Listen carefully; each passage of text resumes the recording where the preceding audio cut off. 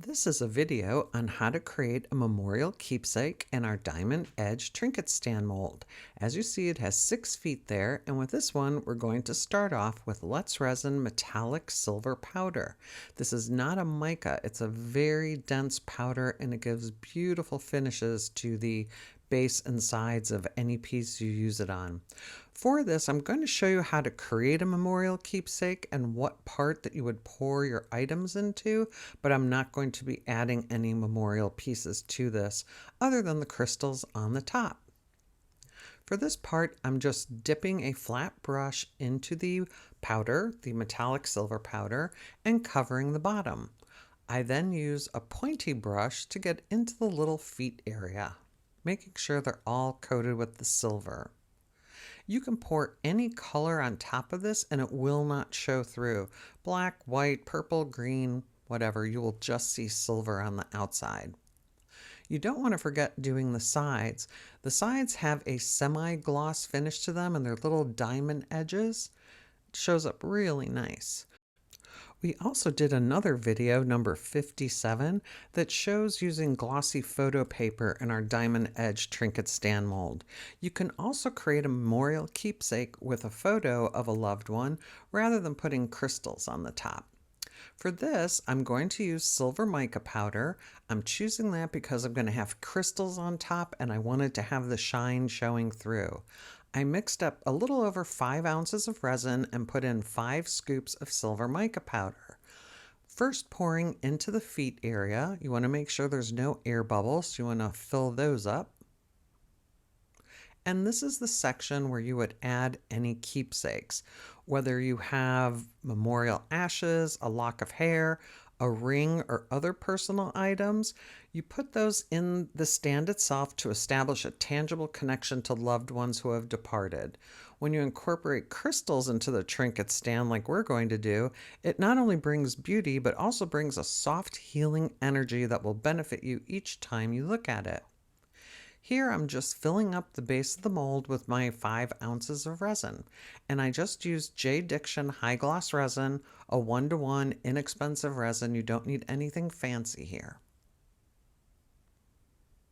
Once it's filled up almost to the top, I tap it around to make sure there's no air bubbles.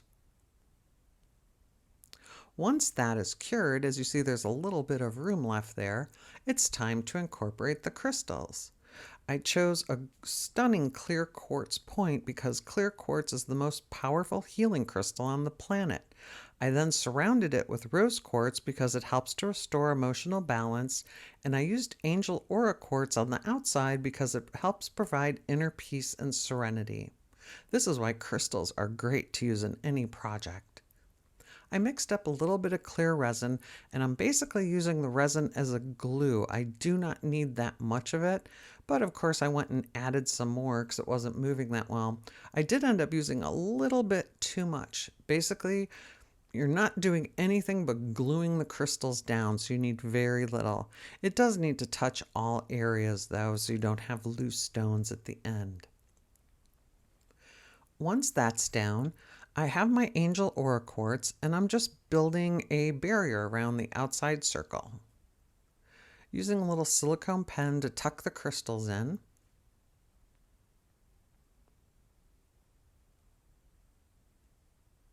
Adding some more. Everything I had in that little cup I ended up using. I'd pre-measured it beforehand. I knew I had to have the rose quartz inside of that, so I didn't want too big of a rim, but enough to show the angel aura quartz.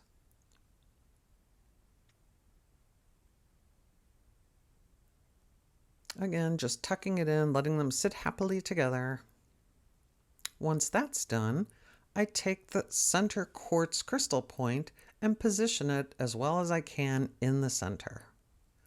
I then take the rose quartz and fill in the area between the quartz crystal point and the angel aura quartz. As you see, I just dumped it right on top of the angel aura quartz there. If you were waiting in between for this to dry, that wouldn't be that big of a deal, but you have to be a little bit careful if you're trying to incorporate multiple crystals.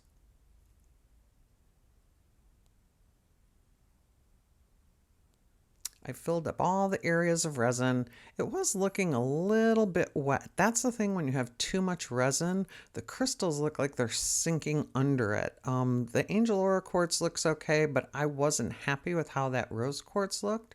So I went to my trusty DuraClear gloss varnish and a pipette and a measuring cup. And I'm just going to add more rose quartz to it. The gloss varnish acts as a glue as well, and it doesn't subdue the crystals as much as resin does. Crystals tend to look like they're floating in resin, where when you use the gloss varnish, it just acts as a glue when you're putting them down. After you've got them down, you can really saturate it with the pipette. It looks a little blue when it goes on, but it'll dry clear. You want to make sure you get all the little points.